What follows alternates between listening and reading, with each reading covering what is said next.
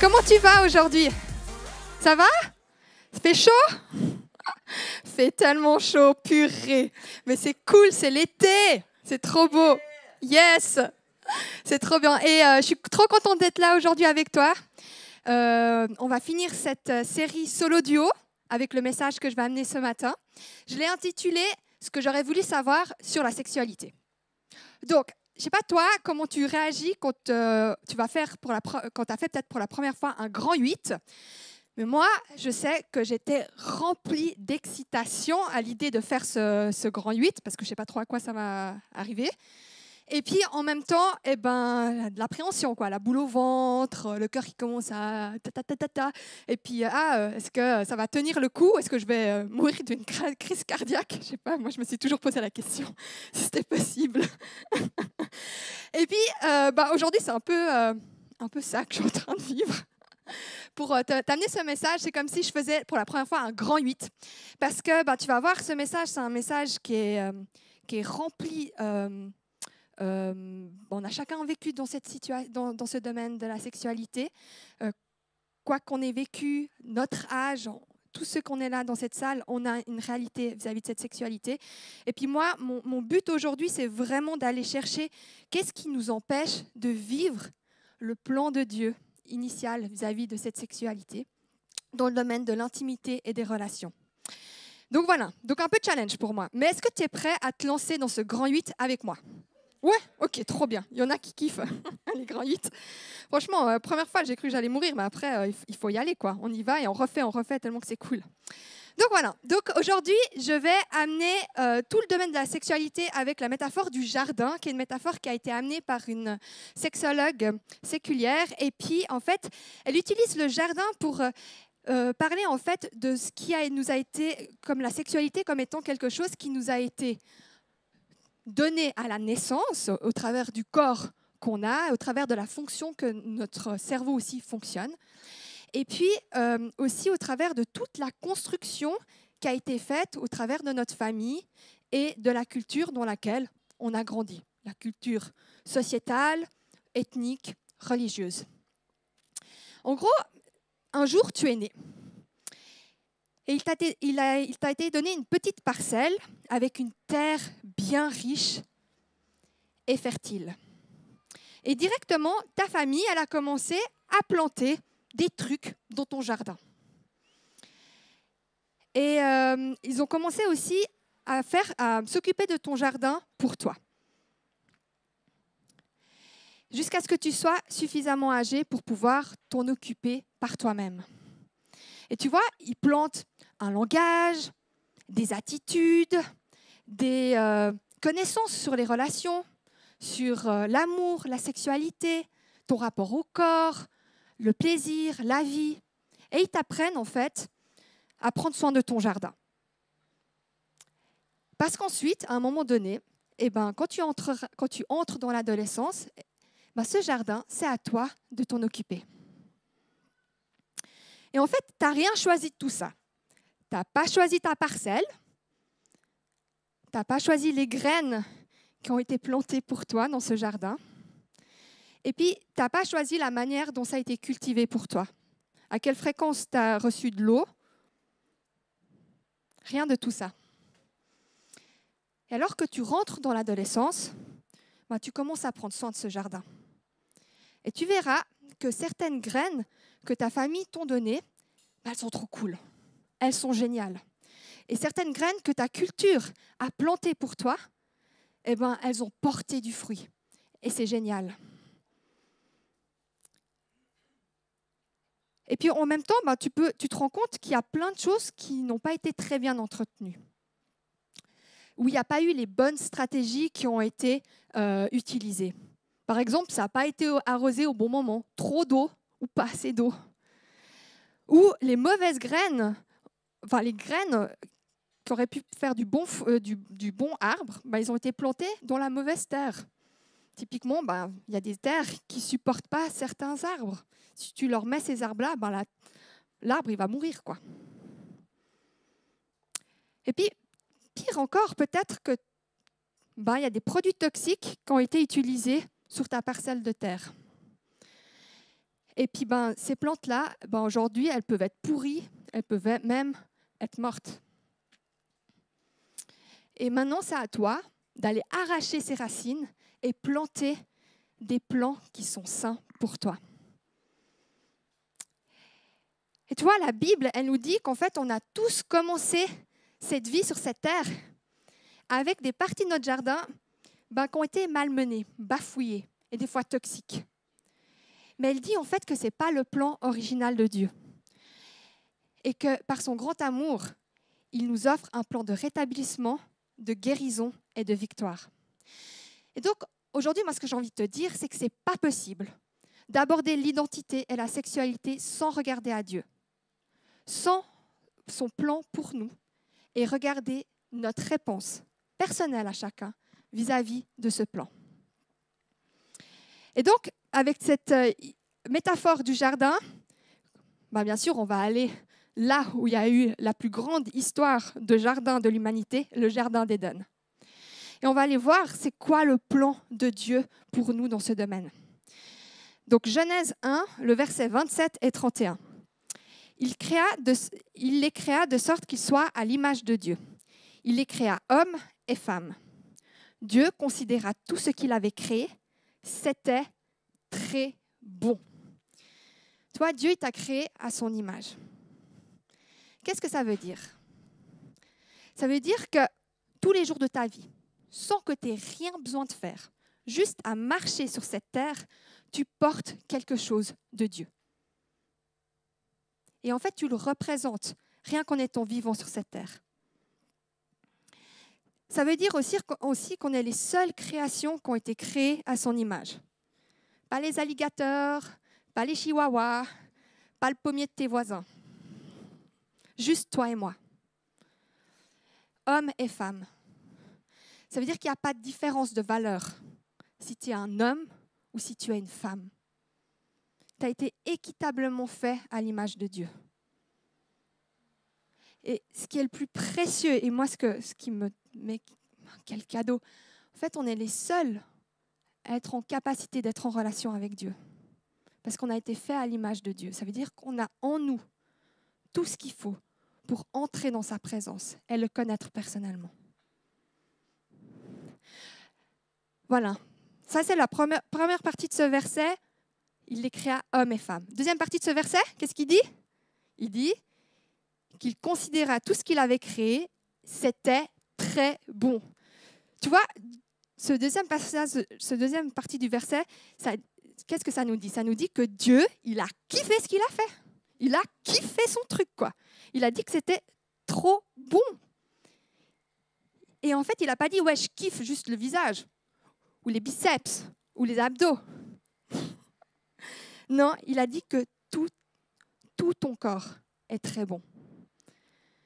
Dieu, il a créé tes organes. Et si tu es un homme, tout ton corps est très bon. Et si tu es une femme, tout ton corps est très bon. Il n'y a rien qui a été fait au hasard. Et qu'est-ce que ça dit de Dieu par rapport à notre sexualité? Ça dit que Dieu, il a créé ton corps pour que tu puisses avoir du plaisir. Parce qu'en fait, s'il a créé tes organes, il leur a aussi donné des fonctions. Il leur a donné des connecteurs entre eux, les nerfs. Et les nerfs disent à ton cerveau, « Ah, j'aime trop quand machin me prend dans ses bras. » Ou « J'aime trop quand mon mari me donne un bisou tendre. » Et ça, c'est ce que Dieu il a créé. Il n'a pas seulement créé l'humain, mais il a aussi créé un cadre sain pour que l'homme et la femme puissent vivre ce plaisir.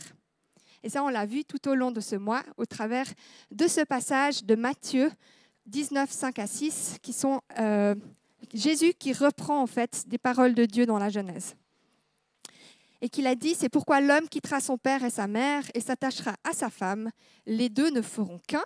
Ainsi, ils ne sont plus deux, mais ils ne font qu'un. Que l'homme ne sépare donc pas ce que Dieu a uni. Voilà. Et on voit que le cadre pour vivre ce plaisir, c'est le mariage. Voilà. Donc, en fait, au travers de ce passage-là, tout d'un coup, vient dans l'histoire un homme et une femme. Et ça, c'est l'homme et la femme les plus connus de l'humanité, juste avant Beyoncé et Jay-Z. Je sais pas, mais c'est vrai, hein? Adam et Ève. Je sais pas si Beyoncé et Jay-Z, c'est vraiment le couple le plus connu de l'humanité, mais je crois que oui, ça fait partie des premiers. Ouais. Donc voilà.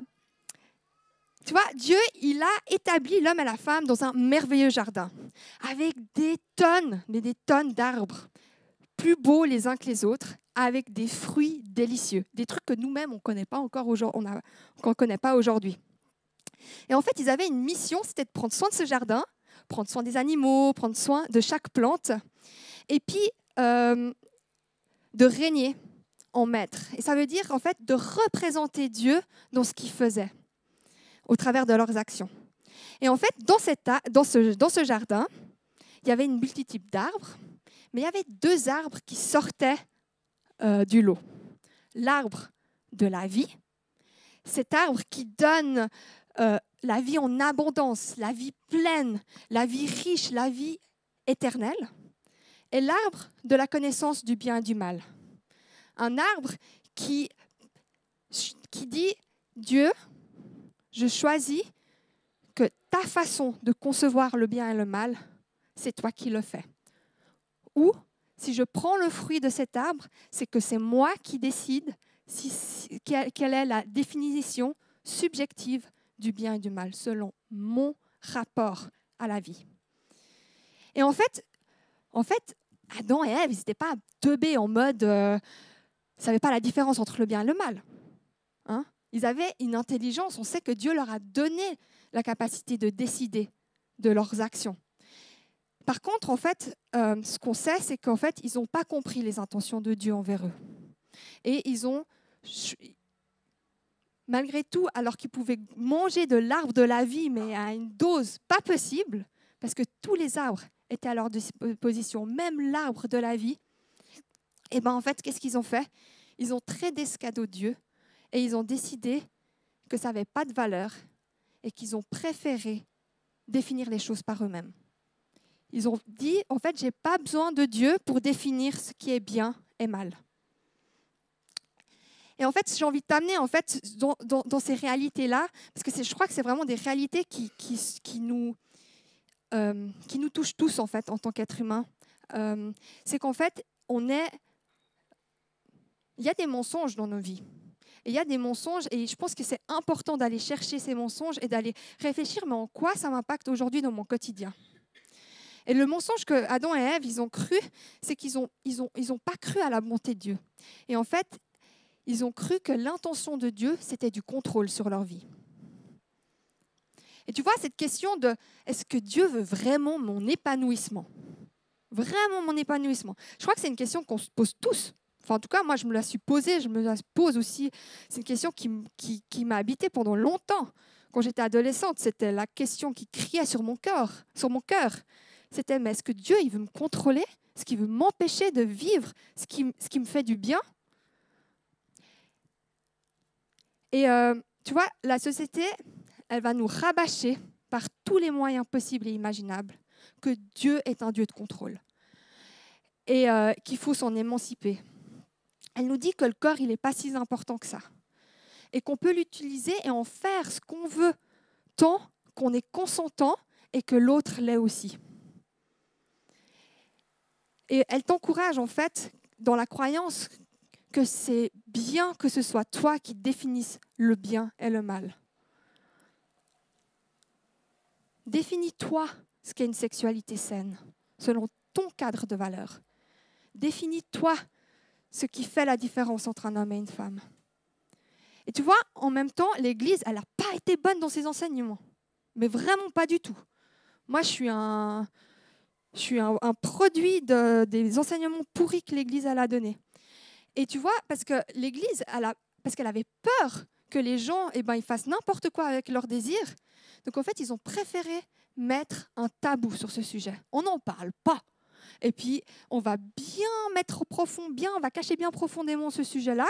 Puis quand on en parlera, on rappellera que franchement, la chair, elle est faible, puis qu'il faut tout contrôler. Tout ce que tu ressens, tout ce que tu penses, rêves et espères. Et je ne dis pas que toutes les églises ont amené cet enseignement-là, mais beaucoup d'églises se sont retrouvées en fait en difficulté face à cet enseignement. Et tu vois, ces deux visions, elles ne reflètent pas le cœur de Dieu à ce sujet. Elles ne reflètent pas ses intentions. Parce que si Dieu était un Dieu de contrôle, il ne nous donnerait pas le choix de nos actions, déjà premièrement, et il n'aurait pas mis dans notre corps la possibilité de ressentir autant de joie et de plaisir dans la vie, autant de satisfaction. Et tu vois, ces deux visions d'un Dieu contrôlant, ça met à la lumière en fait que le diable, il a bien réussi à saboter le plan de Dieu, quoi. Mais vraiment, le chef, quoi. Et j'aime tellement ce que Jésus il a dit et proclamé dans Jean 10. Il dit « Le voleur vient seulement pour voler, pour tuer et pour détruire. Moi, je suis venu afin que les hommes aient la vie, une vie abondante. » Tu vois clairement le clash entre les intentions du diable et de Dieu. Avec l'intention du diable, il te fait croire que tu peux, toi, définir ce qui est bien et mal, mais il y a des répercussions qui sont claires. Tu te fais voler, tuer, détruire la vie en abondance que Dieu il a prévue pour toi. Mais tu vois, Jésus, il est venu pour nous donner la vie, une vie abondante, la vie qui a été volée au Jardin d'Éden. Et tu vois, ce mensonge que le diable, le voleur, il a semé en Adam et Ève, c'est aussi ça fait aussi référence à un autre mensonge que Jésus a parlé en fait au travers d'une parabole. C'est la parabole des talents, parabole de l'argent. Et en fait, Jésus, il utilise une histoire pour montrer que notre vision de Dieu définit notre réponse à son invitation pour vivre une vie pleine avec lui. Notre vision de Dieu définit notre réponse à son invitation pour vivre une vie pleine avec lui. Et en gros, c'est l'histoire d'un maître qui choisit de donner des pièces d'or à ses serviteurs. Au premier, et c'est en lien avec ce qu'ils étaient en capacité de gérer. Au premier, il en donne 5 pièces d'or. Au deuxième, il en donne 2. Et au troisième, il en donne 1. Et il part en voyage. Quand il rentre, il va vers ses serviteurs puis il dit « Qu'est-ce que vous avez fait avec l'argent que je vous ai donné ?» Le premier serviteur, il dit « Moi, je l'ai fait fructifier, je l'ai fait doubler, j'en ai 10 maintenant. » Le deuxième serviteur, même chose, il dit « Moi aussi, je l'ai fait fructifier, j'avais 2 pièces, maintenant j'en ai 4. » Et puis, après, arrive le troisième serviteur. Et puis, ce que je trouve intéressant, c'est qu'en fait, même expérience. Chaque serviteur a reçu des pièces d'or. Par contre, l'expérience finale, elle est totalement différente. Ils n'ont pas assimilé leur maître de la même manière. Certains ont vu comme une opportunité de faire fructifier certaines choses, et vous verrez qu'en fait, le troisième serviteur, il a répondu complètement différemment.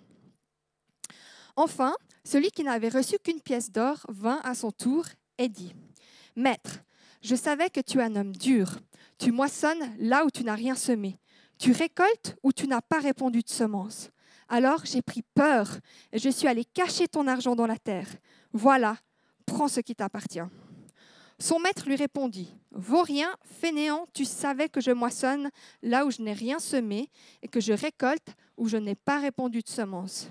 Eh bien, tu aurais dû placer mon argent chez les banquiers et à mon retour, j'aurais récupéré le capital et les intérêts. » Et voilà, là, c'est le deuxième mensonge que j'ai envie de t'amener par rapport à la bonté de Dieu. C'est cette croyance que Dieu, il est dur, il est méchant. Tu vois, cette histoire, elle n'est pas un monstre facile à comprendre. En tout cas, moi, toute ma vie de chrétienne, en fait, j'étais là, c'est clair, si moi, j'étais le serviteur avec une pièce d'argent puis que je savais que mon maître, il est dur, moi, j'aurais eu les boules, quoi. Mais clairement, j'aurais été purée. C'est quoi les conséquences si je n'arrive pas à faire fructifier cet argent ? C'est la galère. Donc, j'aurais clairement été bloquée de peur. Puis, il y a un mois, j'ai compris ce passage totalement différemment. On est d'accord que le serviteur, il a peur de son maître. Et il dit « Je savais que tu es un homme dur. » Et après, il y a le maître qui répond. Et le maître, en fait, déjà plusieurs choses. On sait que l'expérience des 2 premiers serviteurs, elle est totalement différente que l'expérience du dernier. Donc on peut dire qu'il y a une part de subjectivité. La deuxième chose, c'est que le maître, il ne répond pas en disant « ouais, c'est clair, je suis dur ». Et puis voilà, il est en train de dire, il dit « en fait, tu sais que moi, je fonctionne d'une certaine manière. Tu sais que je fonctionne d'une certaine manière dans la gestion de mes champs. Tu sais que je travaille avec certaines valeurs, que je définis certaines façons de travailler. »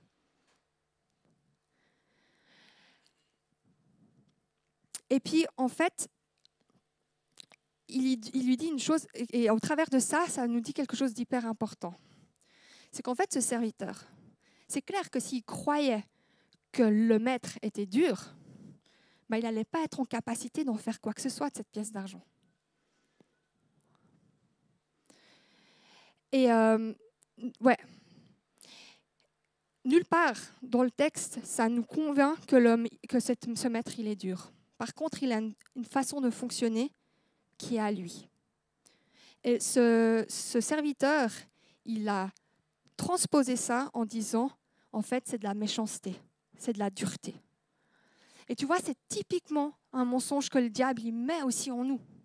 C'est que, de la même manière qu'il l'a mis aussi en Adam et Ève, vous pouvez manger d'aucun arbre, c'est ce qui est écrit dans la Bible. Vous pouvez manger d'aucun arbre.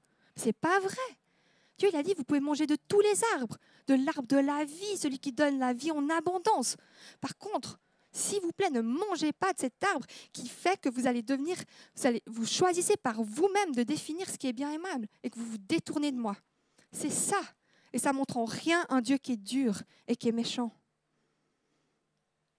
Et clairement, si tu vois Dieu comme un Dieu qui est dur, ça va teinter tout ton regard sur lui, toute ton expérience sur lui. Et peut-être que tu as des bonnes raisons de croire que Dieu est dur. Si tu as vécu un abus, si tu as vécu une vie qui a été malmenée, c'est clair que tu as des bonnes raisons de croire que Dieu il est dur. Peut-être peut-être même ta sexualité, elle t'a été volée avant même que tu puisses choisir d'en faire ce que tu veux. Ou peut-être que depuis super longtemps, tu as été pris dans l'engrenage de la pornographie, puis aujourd'hui, tu te vois comme ce serviteur avec la... Puis tu dis, en fait, moi, il ne me reste plus qu'une seule pièce. Il va falloir que je la cache de honte, parce que c'est tellement la honte. Et si c'est le cas, moi, j'ai envie de proclamer une vérité de Dieu sur ta vie. Et c'est un passage, en fait, de Matthieu, et c'est une proclamation que Jésus y fait sur lui, sur la manière dont il veut intervenir dans ton être. Il dit, il ne cassera pas le roseau abîmé, il n'éteindra pas la mèche qui fume, jusqu'à ce qu'il fait triompher la justice. Toi, Dieu, il sait qu'en fait, on n'est pas si fort qu'on le prétend, et que les multiples blessures de la vie font qu'on va s'élever contre lui. Mais en fait, il nous donne une réponse qui n'est pas une réponse de rage et de colère. Il dit qu'il va faire triompher la justice. Et en fait, cette justice, c'est au travers de ce que Jésus nous offre, en fait, au travers de son sacrifice. Et donc, j'ai envie de te lire comment est-ce que Jésus, en fait, il amène cette justice. Oui, Dieu a tant aimé le monde qu'il a donné son Fils, son unique, pour que tous ceux qui placent leur confiance en lui échappent à la perdition et qu'ils aient la vie éternelle. Ça, c'est la réponse de Dieu, en fait, face à notre injustice sur cette terre. C'est qu'il nous réconcilie au travers du sacrifice de Jésus. Et il nous offre le cadeau de la vie éternelle, si on met notre confiance en lui. Donc en fait, j'aimerais retourner à notre jardin. Tu peux être super fier de ton jardin, c'est clair, mais tu peux aussi en être un peu dégoûté et un peu frustré. Mais je crois que Dieu, en fait, il nous appelle à regarder les mensonges à son sujet qui ont été semés, en lien avec le contrôle méchant dur. Et typiquement, dans la vie de tous les jours, tu peux dire, ouais, mais à quoi ça ressemble, ces questions de le voir de cette manière-là? Ça peut être en lien avec ta façon d'éduquer tes enfants. Est-ce que le cadre que tu leur donnes, il est tellement rigide? Est-ce qu'il y a du tabou?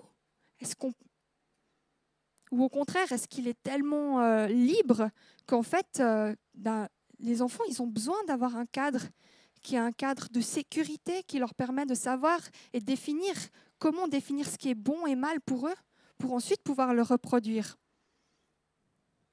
Ça peut être aussi en lien avec tes relations. Est-ce que les gens autour de toi, ils sont libres? Ou est-ce que tu les contrôles?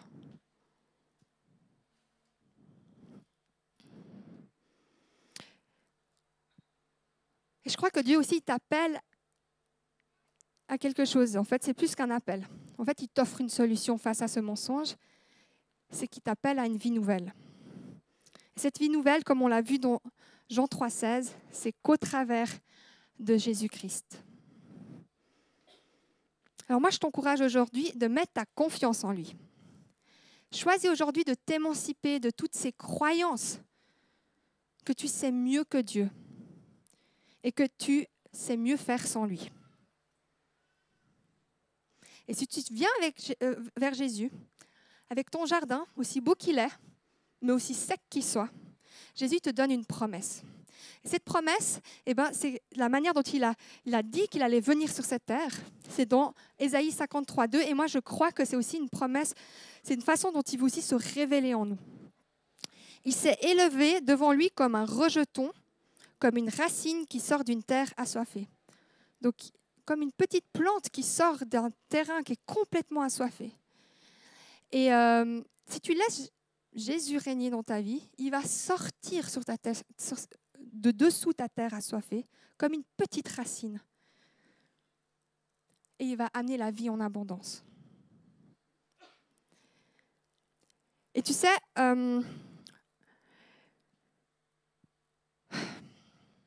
moi, ces dernières semaines, je disais à Jésus, ouais, des fois, j'ai vraiment l'impression d'être... Elle est où ma petite pièce? Voilà. J'ai vraiment l'impression d'être une personne qui a reçu une pièce d'argent. Et que je sais que j'ai tendance, à avoir peur. Parce que j'ai qu'une seule pièce d'argent. Et je disais, mais moi, je ne veux pas réagir avec la peur. Je ne veux pas réagir avec cette croyance, en fait, que tu veux me contrôler. Et je ne veux pas la cacher. Vraiment pas. Et tu sais, je lui disais aussi, c'est sacrément dur de sortir de cette peur et de me mettre en mouvement. Ça me coûte. Et il y a une personne merveilleuse qui est venue vers moi il y a quelques semaines et qui m'a dit, elle a dit, je priais pour toi et j'ai reçu une image pour toi. J'ai reçu une image que Dieu te donnait dans tes mains un sac rempli de pièces d'argent. Cette personne, elle ne sait pas ce que je vis. Et tu vois, ce cadeau d'une pièce d'argent qui est tradée contre un sac rempli de pièces, c'est le cadeau de la vie que tu as en Christ. Et clairement, ça vaut tout l'or du monde.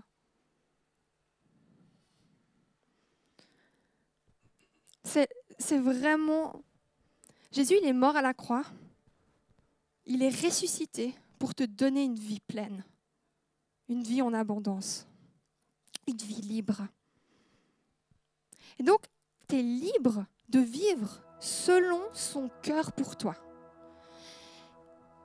Et moi, aujourd'hui, j'ai envie de te poser la question. Comment vas-tu te mettre en mouvement pour que ça porte du fruit? Et j'ai envie de te proposer plusieurs choses. Par exemple, tu peux dire, je choisis de faire de Jésus mon jardinier, celui qui définit ce qui est bon et mauvais pour moi. Et si c'est ton cas, tu peux prier et inviter Jésus à régner et à enlever les racines de rébellion et le mensonge. Tu peux dire, je choisis le regard de Jésus sur mon corps il est très bon. Et par cette vision, je lui demande de me guérir de tout rapport au corps malsain. L'automutilation, les troubles alimentaires, la pornographie, la haine et la honte vis-à-vis de son propre corps. Et tu peux dire, ben voilà, je traverse l'adolescence, et alors que l'entretien de mon jardin devient ma responsabilité, je choisis de vivre ma sexualité à la lumière de l'Évangile. Dieu a établi un plan pour que je puisse m'épanouir. Et je ne vais pas accepter moins par la culture qui m'entoure. Tu peux aussi dire, je vais me nourrir de la parole de Dieu, la Bible. Je vais cultiver une relation personnelle avec lui au travers de la prière. Et je vais m'entourer de personnes qui vont proclamer ces vérités dans ma vie. Et si tu es parent, tu peux dire qu'en tant que parent, je choisis de faire multiplier ce qui m'a été donné, en proclamant à mes enfants les vérités sur une sexualité saine et épanouie selon le cœur de Dieu. Et si ça te concerne, parle à tes enfants de la sexualité. Parle de ton histoire. Laisse tomber les tabous. C'est tellement important. Ne cache pas ton histoire à tes enfants. Montre-leur en quoi l'Évangile est une bonne nouvelle pour leur vie, pour leur corps, pour leur sexualité, pour leurs relations. C'est un privilège que tu as en tant que parent. Quel cadeau! Et on va entrer dans un face-to-face. Et c'est un temps entre toi et Dieu où tu peux faire descendre tout ce qui a été dit là, aujourd'hui, et laisser ces paroles te rencontrer. On a laissé ces points juste là derrière pour que ça puisse te nourrir et que tu puisses aussi faire une prière à Dieu vis-à-vis de comment tu as envie de te mettre en mouvement pour que ça porte du fruit dans ta vie. Et j'ai envie de lancer ce moment avec juste une petite prière.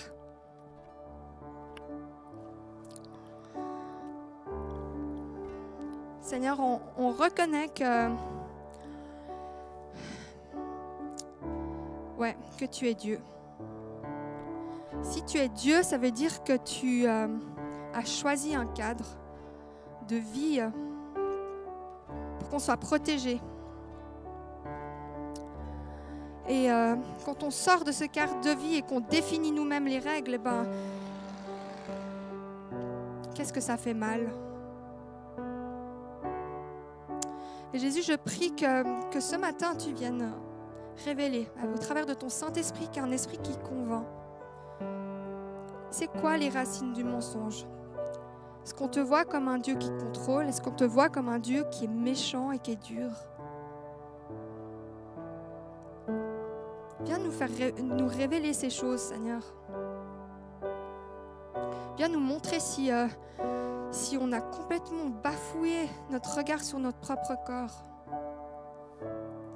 Et Jésus, je te remercie parce que tu amènes une réponse à notre mal. Je te remercie, Jésus, que tu es mort à la croix pour nous, ressuscité, et qu'à la croix, tu as pris toutes nos maladies, toutes nos infirmités, toutes nos douleurs émotionnelles, toute l'injustice, toutes nos erreurs, tous nos péchés. Et la honte, elle est tombée, Seigneur Jésus.